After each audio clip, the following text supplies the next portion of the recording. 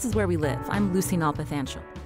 You know Dr. Henry Lee's name. The world-renowned forensic scientist has investigated famous crimes around the globe and has testified in major trials like the O.J. Simpson case. But did you know Dr. Lee started his forensics career in Connecticut?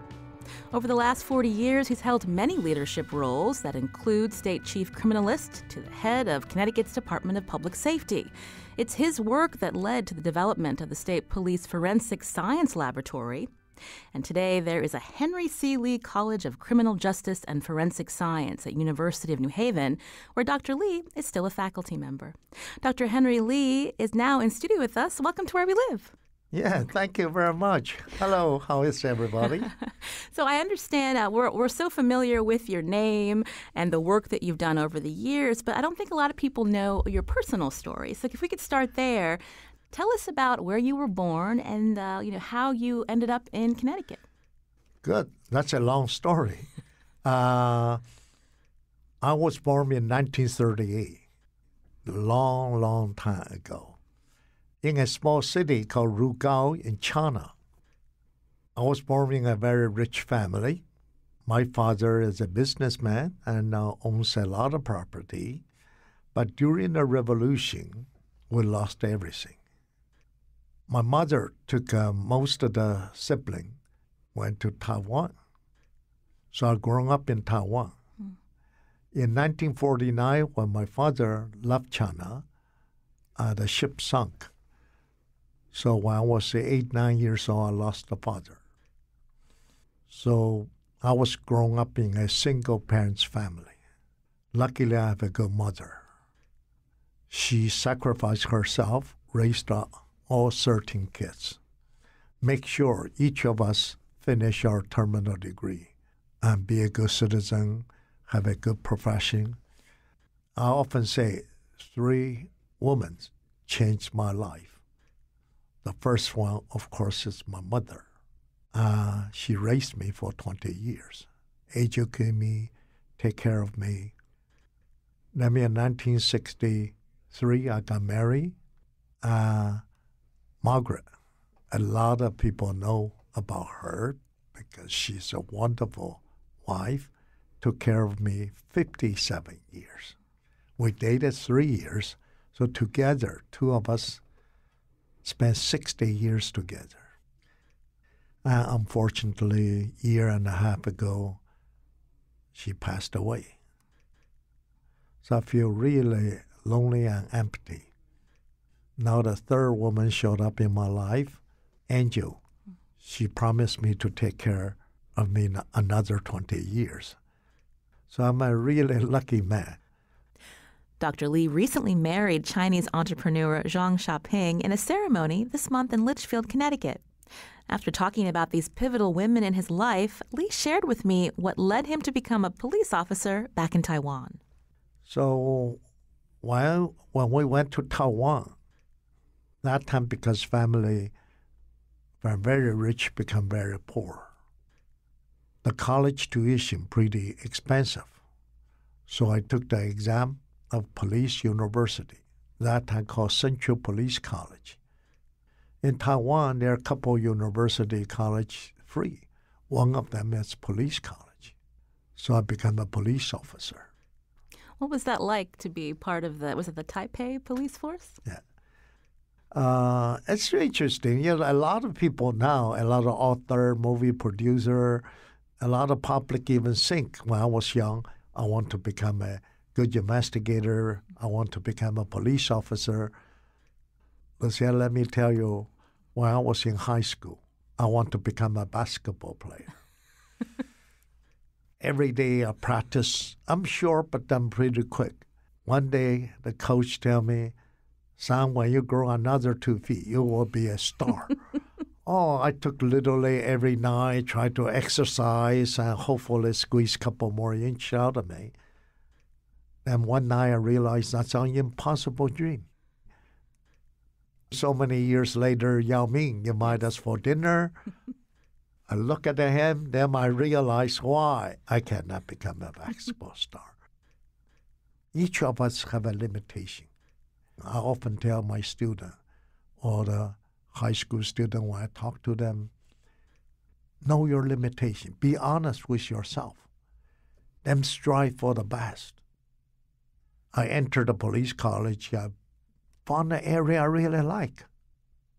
Each of us have a lot of potential. You have to explore and what you like the most. So what year was this? And when we think about how crimes are investigated back when you were a police officer in Taipei, what was that like? What did they use to investigate crime? What are the basic things that they tried to discover? Well, in the 60s, around the globe, everybody used the same technology called interrogation. In a city or small village, you know who is a stranger, who is a troublemaker. So any case happen, you already lock the suspect up in your mind. And also early days, the homicide. Victim and suspect usually know each other.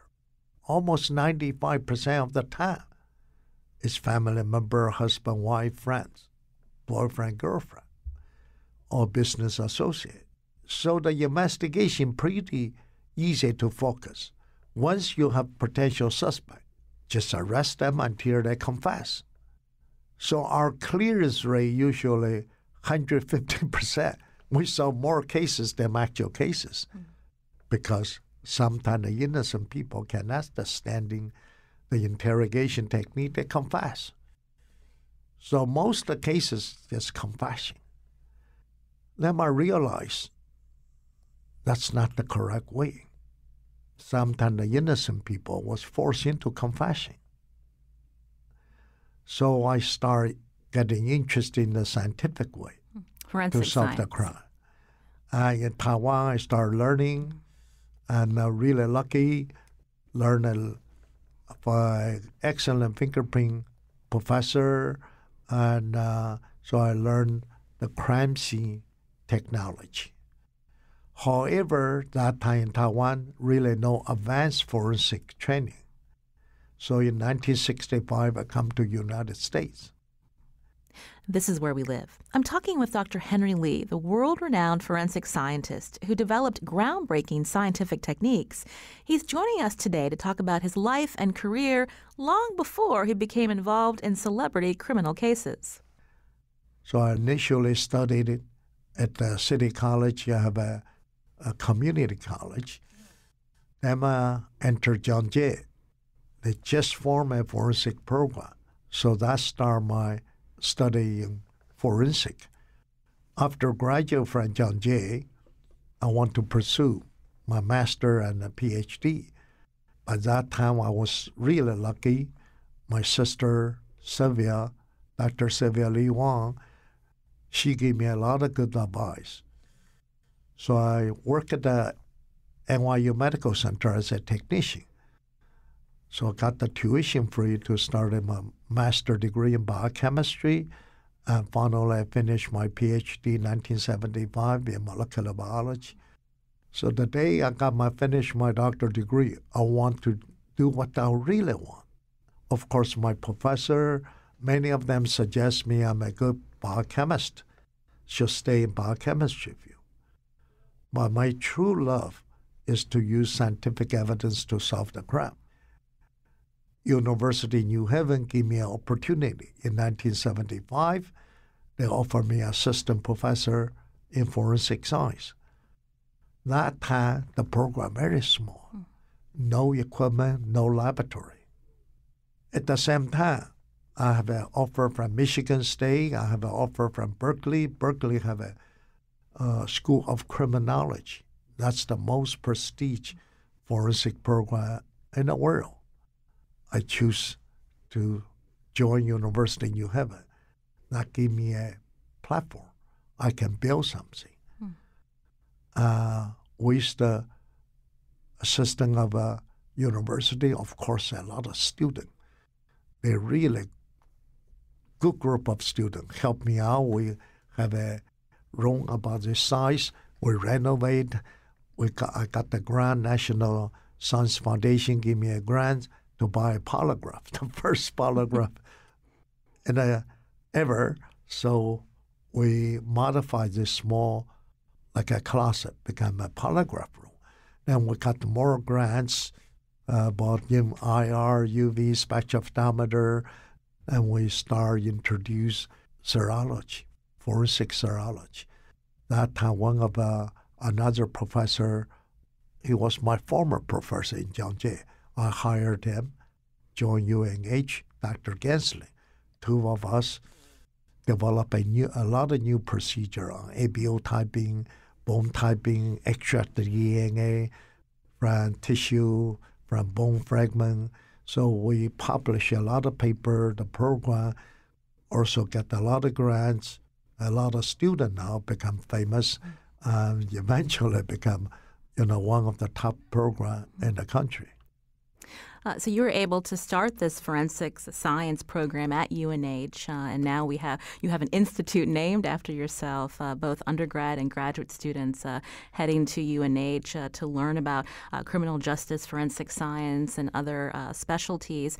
But I wanted to back up a little bit because Sure. There's that phase, that time in your life between 1965 and 1975 when you were working hard to get your degrees. But I was wondering what your life was like as a new immigrant, you and your wife moving here. How did people perceive you? Well, just like any new immigrant, this country probably the best country. If you try hard, you have an opportunity. But on the other hand, this country is a very competitive, and as a minority, you have to double-proof yourself. Because early days in forensic field, predominate are Caucasian male.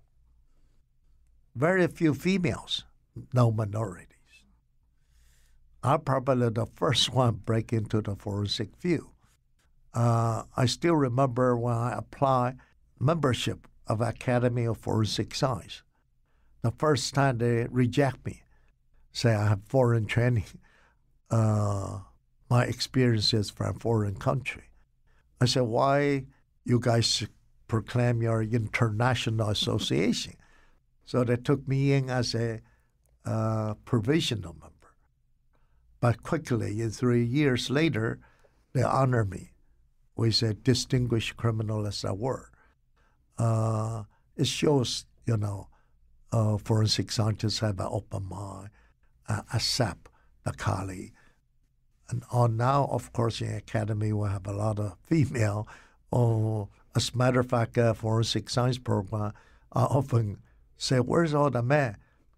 Because more and more the female scientists, they took over the forensic field. Also have a lot of minority join the forensic science field. So this country actually, I think, if you can prove yourself, work hard enough, you can make your career. So during 65, 75, I really worked hard. That time living in New York. I have 3 jobs. Work at NYU Medical Center as a technician. I work in a restaurant, lunchtime, dinner time, wait on table to make some money to pay the tuition, to support the family. Weekend, I teach karate and kung fu because that time I have 2 kids now. And 4 of us, although we're poor, living in a small apartment, but we're happy. Even my kids, they still remember early days.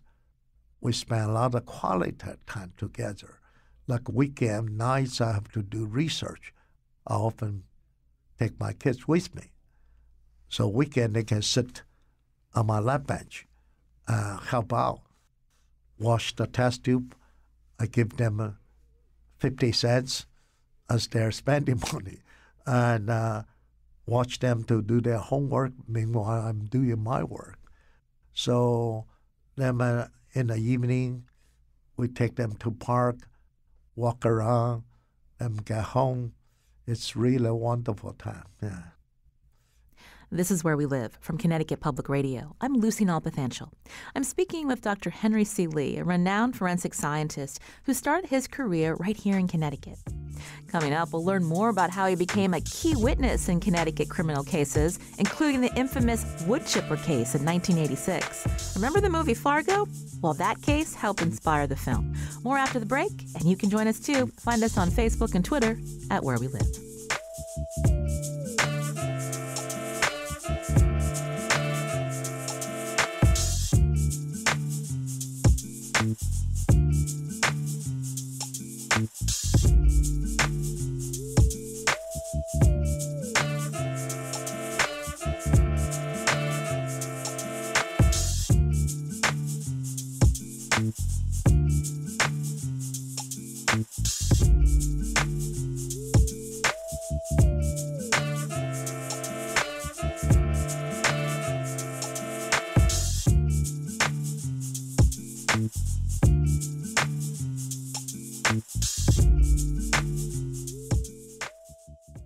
This is Where We Live. I'm Lucy Nalpathanchel. My guest today is Dr. Henry C. Lee, a world-renowned forensic scientist and professor at the University of New Haven, where there's the Henry C. Lee College of Criminal Justice and Forensic Science. Dr. Lee has been a well-known figure in Connecticut courtrooms for decades. His expertise led to high-profile work investigating famous crimes, from the O.J. Simpson trial to investigating the murder of child beauty queen JonBenét Ramsey. Before Henry Lee became a household name, Dr. Lee was a little-known professor at University of New Haven. He says during the start of his career, he focused on getting the police, public defenders, and prosecutors to notice the value of his specialty, the emerging field of modern forensic science. You started your career again, really started to build up this program at UNH. When did the state of Connecticut really start to pay attention to you, including Governor Ella Grasso? Yes. Actually, when I first come to UNH 75, I set up a small laboratory. What I did, one thing, I tried to start training for all the police department in the state, try to teach them some more newer technology, especially with sexual assault. That time, a lot of sexual assault cases, try to develop a statewide rape kit collection. So the state, doesn't matter which department, state police, we should use the same rape kit. Try to help the victim. Quickly got the legislator's endorsement, governor, so the first state rape kit was implemented, everybody using that, so we can look at the scientific evidence. The kits consist two parts. One part goes to forensic analysis.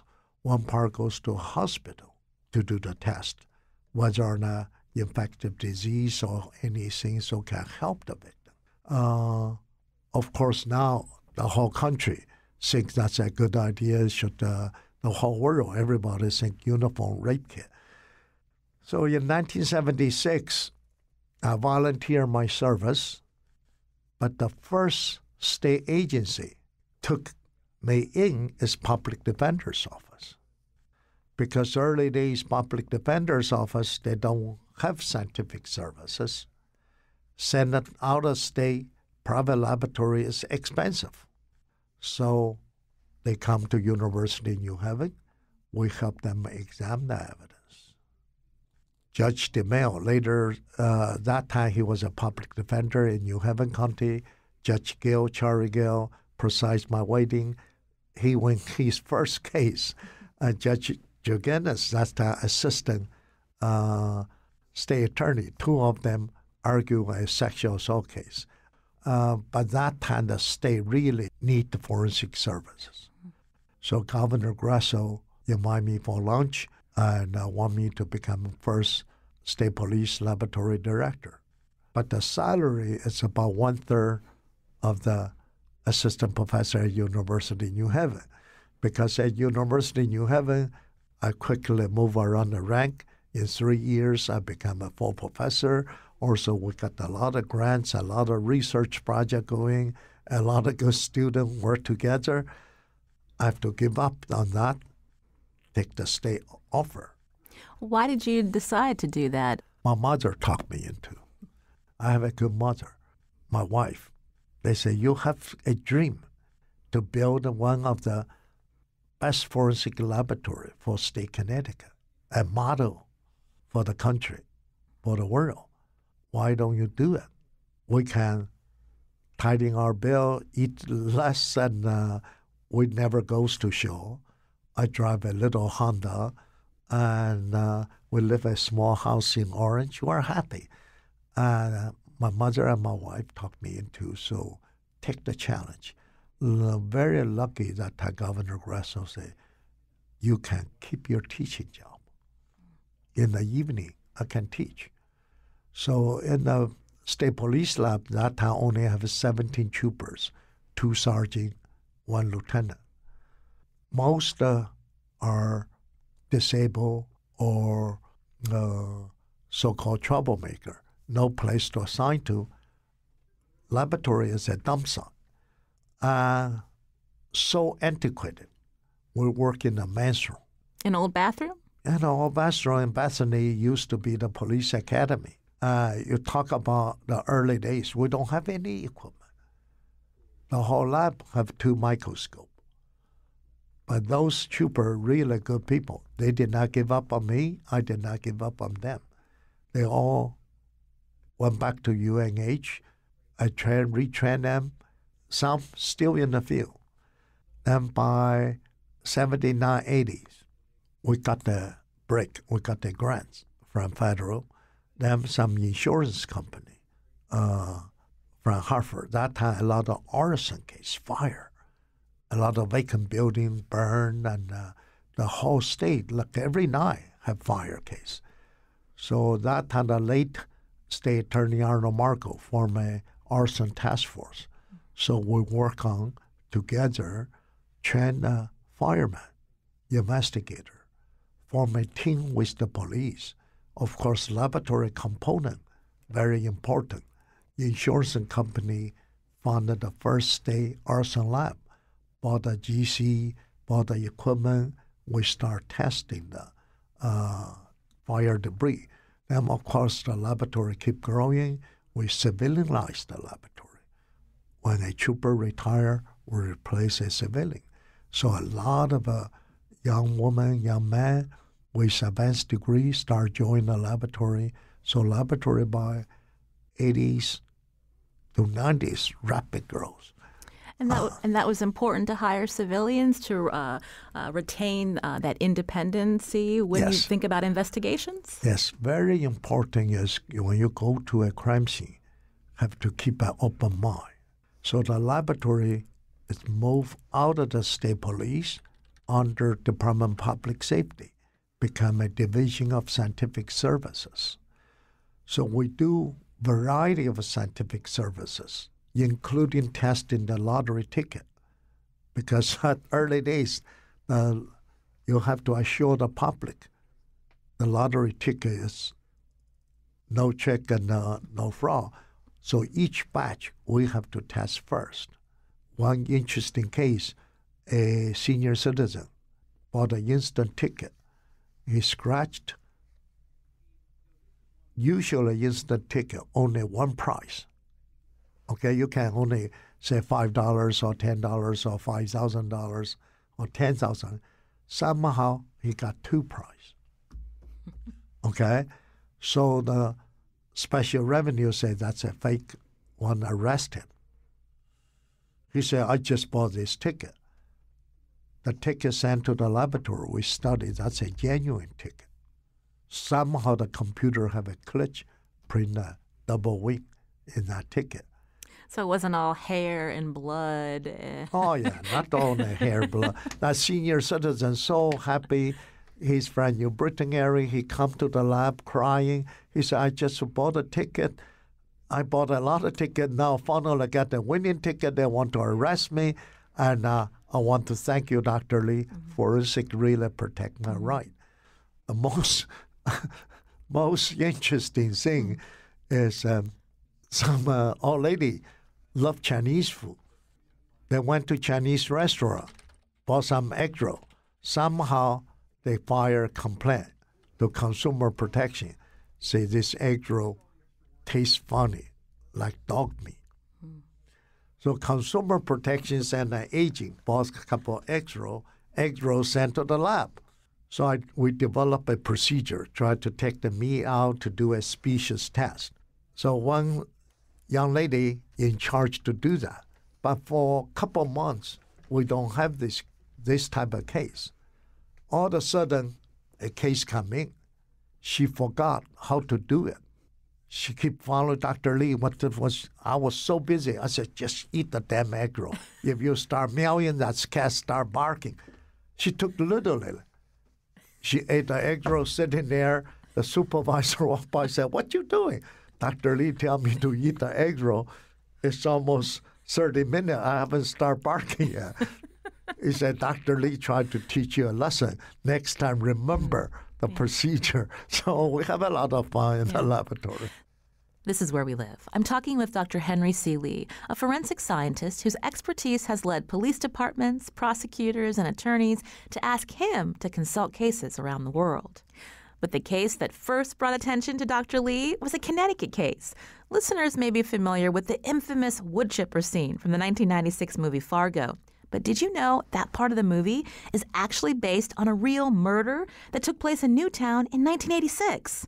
And a warning to our listeners, the next few details are a bit graphic. That November, Newtown resident Hella Crafts went missing. The police suspected her husband, Richard, but they had one problem. They couldn't find the body. With help from Dr. Lee and his forensics team, investigators eventually made a horrible discovery. Richard Crafts had murdered his wife and destroyed the evidence by cutting up the body with a chainsaw and putting the pieces through a wood chipper. This case went by almost a year, no progress. But her friend, her family keep begging the state to look into. Danbury state attorney that time is Walter Flanagan. He come to see me. Can we take the case over, help to investigate? So those cold cases.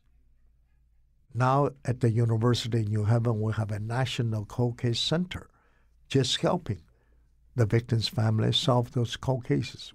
Homicide, the clearance rate only about 75%, which means almost 30% of the homicide unsolved. Richard Kraft case, that's considered one of the cold cases. So we review all the documents. One thing stuck on my mind, a highway snow plower worker give a statement, saw somebody tow a big wood chipper. So we re-interview Mr. Hunsky, say, this wood chipper, I said, which direction? Lake Zor. Why somebody in the middle of a snowstorm tow a wood chipper towards lake? Simple logic. We use deductive logic. In that logic put together, we think Lake Zor is a potential area. Maybe the body in the lake. Send a diver. Did not find the body, but they found a chainsaw. They found a couple of bones. The bone we identified that's deer bones. Nothing to do with the case.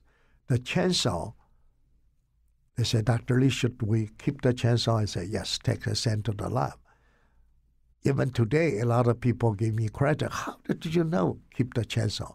I often joking with them. I said, laboratory doesn't have a chainsaw. Somebody threw a chainsaw in the lake we can use. When I took the lab, we found a serial number.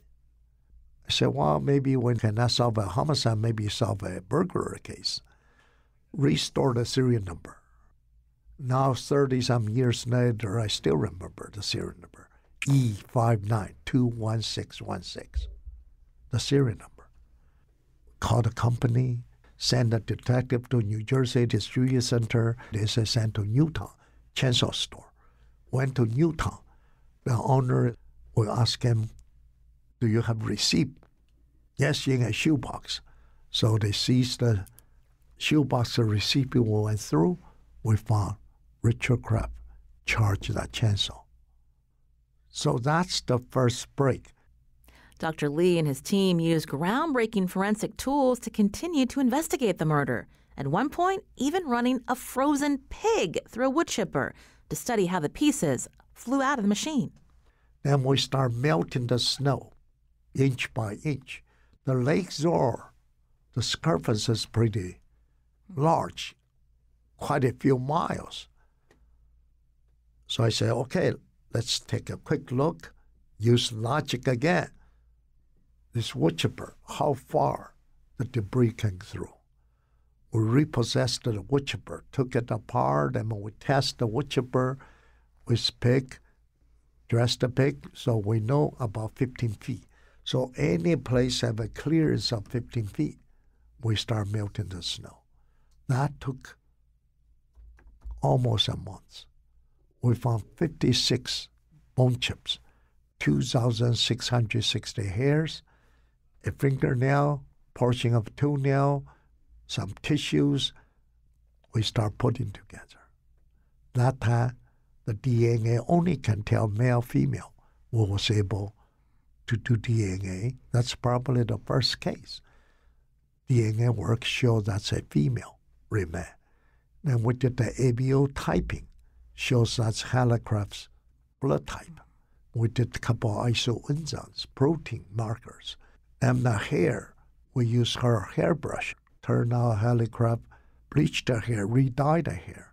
We got to the hairdresser, get chemical bleaching and a dye, made the comparison. And the fingernail is painted pink. So all those evidence start putting together. And I believe that was the first murder conviction in the state of Connecticut where there wasn't a corpse. Probably in the world. That's also used 14 area forensic expertise from anthropology to DNA together solve the case. This is Where We Live. I'm Lucy Nalpathanchel. I'm talking with pioneering forensic scientist Dr. Henry Lee, who started out as a University of New Haven professor. He still teaches there today. Coming up, we'll learn more about how recent scientific advances have changed the field of forensics. And you can join us too. Find us on Facebook and Twitter at Where We Live.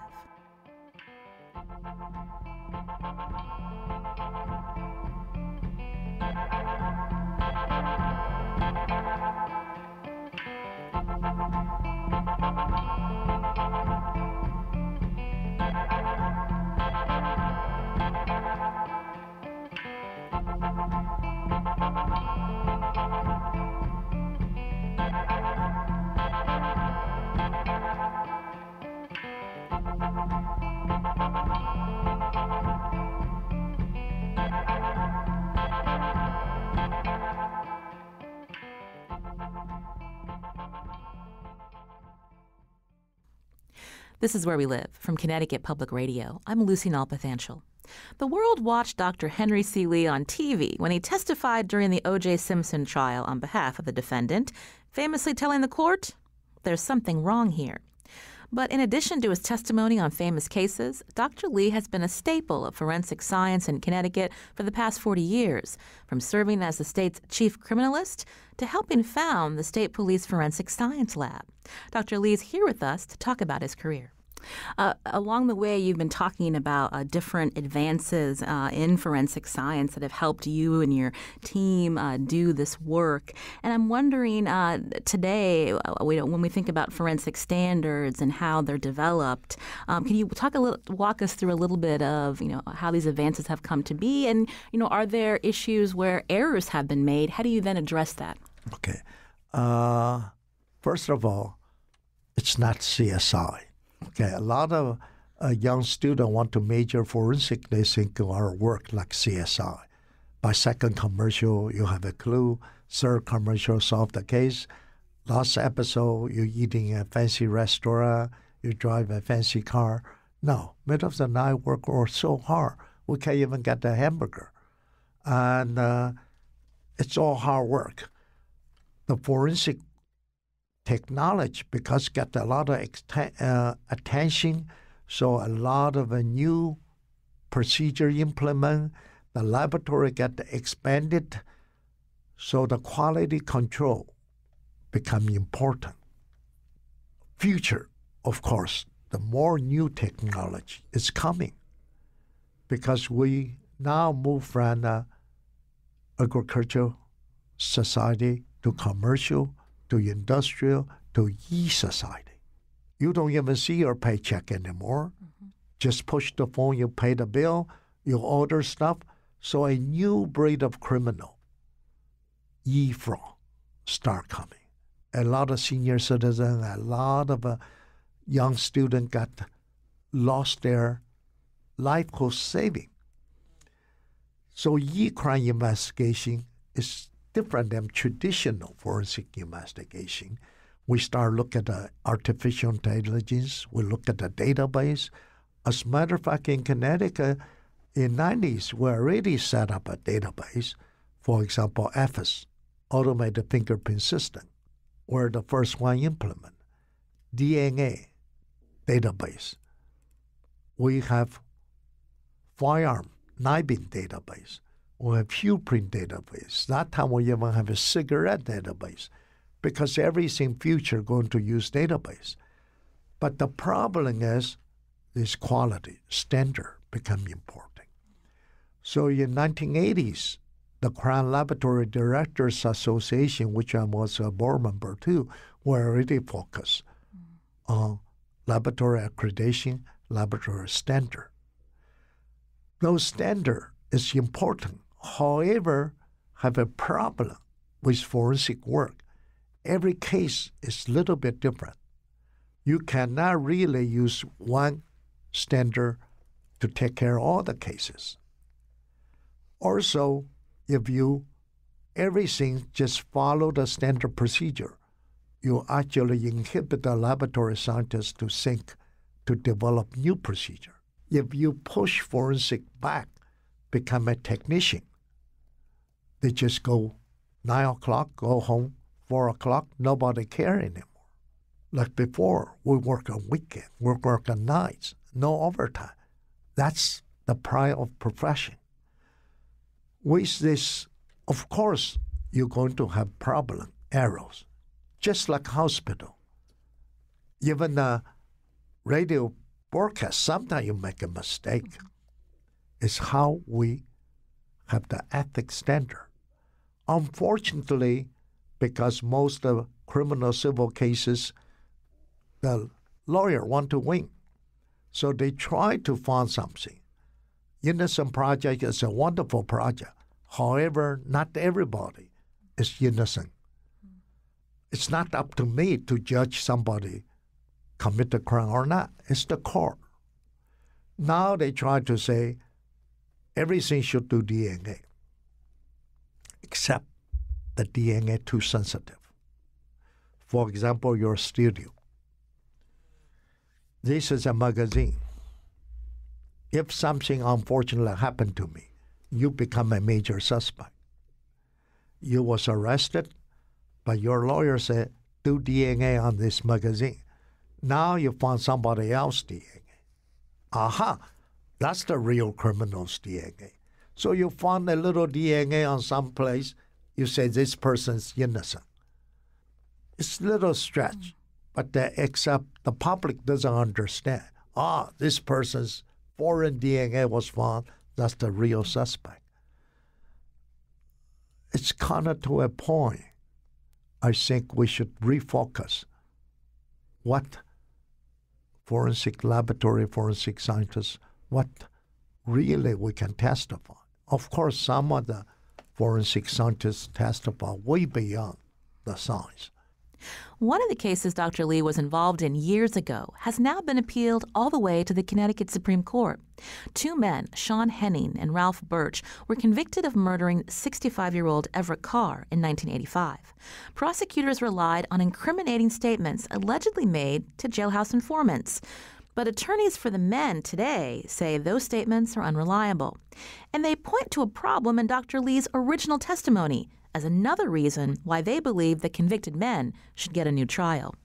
Back in 1989, Dr. Lee said he tested a towel with a brown stain at the crime scene and found blood. But years later, the towel was tested again, and technicians concluded it wasn't blood. According to a Connecticut Mirror story, a state superior court judge found Lee's testimony was erroneous, saying, quote, Dr. Lee mistakenly but honestly believed he tested that item of evidence. The judge concluded Lee was not lying under oath. I asked Dr. Lee whether he stands by his original testimony. Of course I stand by original. And that towel, which have a few tests, so many 20-some 30 years later, you retest it. If this towel soaked with blood, you don't have to be a genius. You can see it. If you do a few tests, usually it's very little, minute, tiny. We did not say that's the suspect's blood. We did not say it's his or nor say not his. But the advances in technology can be used to revisit old cases if there we is visit a lot of cold cases. We actually, Innocent Project, before this start, Connecticut, if you look at the record, so many cases, potential suspect, police arrest, evidence exonerate them. But those cases, nobody ever mentioned. Laboratory exonerate a lot of people. They only say laboratory convict people. Laboratory never convicts people. It's the court. We just test upon. If the defense attorney did not ask you a question or prosecutor ask you some question, we cannot even volunteer. They often say, just answer yes or no.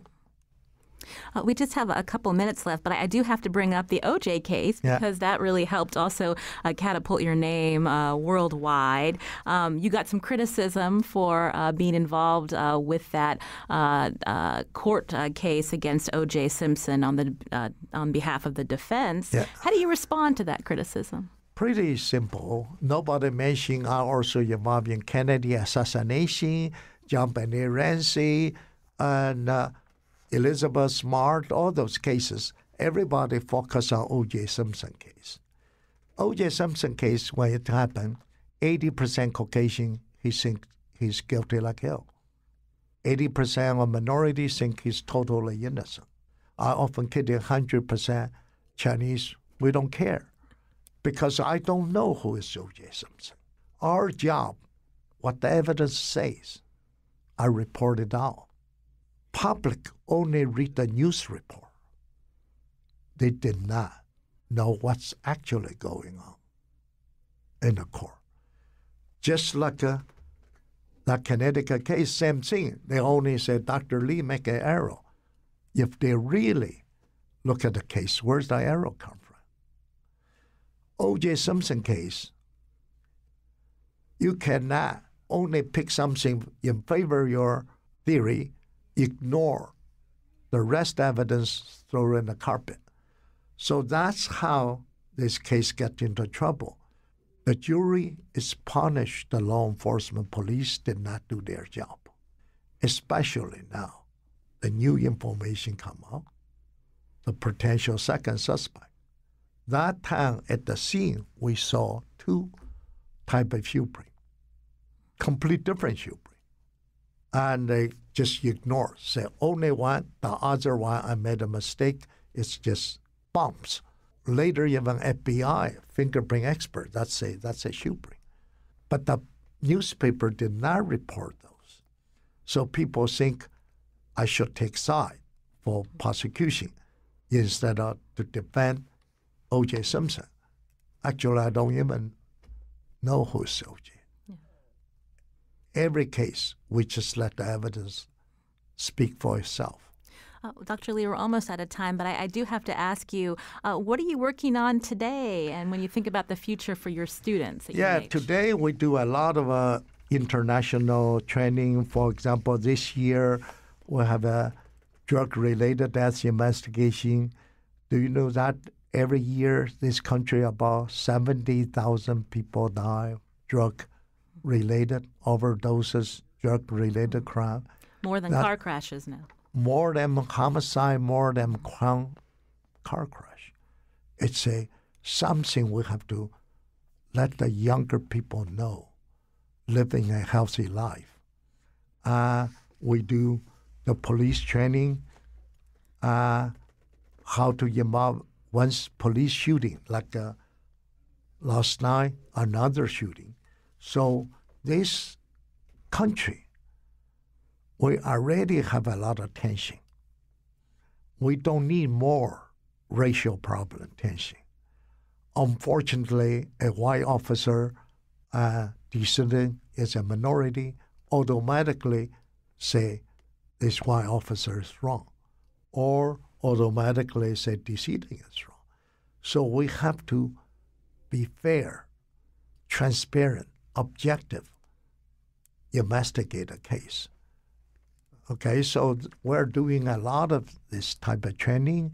We try to develop some new procedure. We also work on cold cases, have an institute at the University of New Haven. It's separate from the academic program. We only do the professional training. So you're welcome, or public welcome, to come to see us, to visit the institute. It's a fascinating place. Well, it's certainly very timely, especially this police-involved shooting incidents, looking at legal process, investigation, and forensic evidence. Dr. Henry Lee, I could talk to you for hours, but we're out of time. Yeah, we can talk all day. Thank you very much. It's a pleasure to see you again, to come to your show. Thank you very much, Dr. Henry C. Lee. This is Where We Live. I'm Lucy Nalpathanchel. Today's show was produced by Carmen Baskoff. Our technical producer is Kion Wolf. And coming up next week, we're going to take a look back on the most memorable Where We Live conversations of the year. On Monday, Connecticut residents often flock to the shoreline each summer, raising umbrellas and spreading towels along the state's beaches. Yet behind this sunny imagery hides a somber history, a history of coastal ownership and exclusivity. On the next Where We Live, Free the Beaches author Andrew Carl will join us. We'll learn about a 20th century campaign to unlock the state's privately owned coast. We'll also hear about a New Haven woman who was a pioneer in the civil rights movement. Have you heard of Judge Constance Baker Motley? We'll tell you more about her on the next Where We Live. You can learn more about the show at WNPR.org/wherewelive. Have a great weekend.